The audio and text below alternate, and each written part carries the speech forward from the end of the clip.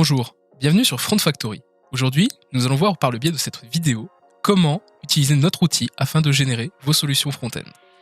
Tout d'abord, nous allons voir le cas de figure avec l'offre gratuite. Pour rappel, cette offre gratuite vous permet de créer jusqu'à 2 projets contenant au maximum une définition d'API et 3 versions générées. Pour commencer, vous allez vous rendre dans la partie « Se connecter ». Ici, vous pourrez choisir entre 2 modes de connexion, soit votre compte GitHub, soit votre compte CUCDB. Pour les besoins de cette démonstration, nous allons utiliser un compte CUCDB. Une fois redirigé, vous allez donc vous connecter par le biais de votre adresse email. Ensuite, vous vous connecterez avec votre mot de passe. Une fois connecté, comme vous pouvez le constater, j'ai le tiers gratuit. Allons maintenant créer un projet. Depuis cet écran, nous allons donc créer un projet. Le projet nécessite d'avoir au minimum un nom de défini. Ici, projet tutoriel. Une fois le projet créé, vous pouvez constater que celui-ci est à l'état nouveau et vous allez donc pouvoir cliquer sur cette icône afin de pouvoir voir la page de détail. Depuis cette page, vous pouvez importer votre première définition d'API. En un clic, vous avez accès à ce formulaire vous permettant d'envoyer soit un fichier JSON ou un fichier YAML correspondant au standard OpenAPI. Une fois le fichier envoyé, vous verrez un rapport rapide de l'API parsée. Néanmoins, vous ne pouvez pas importer de nouvelles définitions d'API, étant avec le grade gratuit. Une fois depuis cet écran, vous aurez accès aux détails de la définition d'API, dans laquelle vous pouvez vérifier que les données ont correctement été parsées. Une fois la vérification accomplie, il vous suffit de cliquer sur Générer et une version de l'application sera générée à l'état actuel.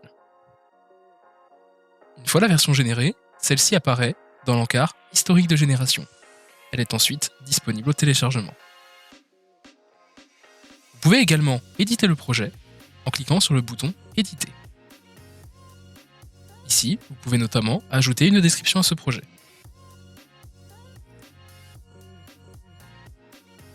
Une fois édité, le changement apparaît en temps réel, vous voyez en haut, ainsi que dans la liste des résultats via le petit i, qui vous permet de voir la description en survol. N'oubliez pas qu'avec le tiers gratuit, vous ne pourrez pas déployer votre site en production. Afin de pouvoir déployer votre site en production via notre service de déploiement, vous devez obligatoirement disposer du grade premium. Nous allons désormais voir comment utiliser l'outil avec le grade premium. Pour rappel, ce grade vous donne accès à un nombre de projets illimité, ainsi qu'une génération illimitée de versions de front, un nombre d'API supportés illimité par projet, ainsi qu'un support dédié de 8h à 19h du lundi au samedi hors jour férié, ainsi qu'au déploiement automatisé sur Azure. Pour l'exemple ici, nous allons prendre le projet que nous avons créé dans la démonstration gratuite. Pour rappel, ce projet ne pouvait disposer uniquement que d'une seule définition d'API.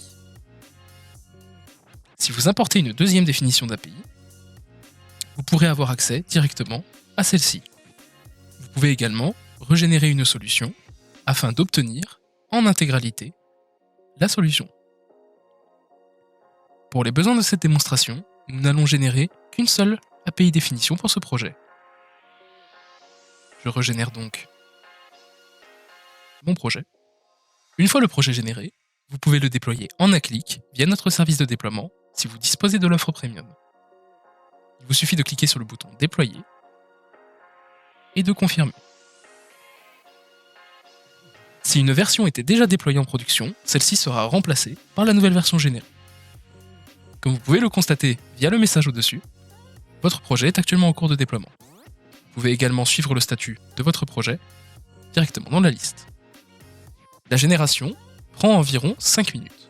Ce temps peut être légèrement plus long dans le cadre d'une utilisation intensive de l'outil ou par un nombre important d'utilisateurs.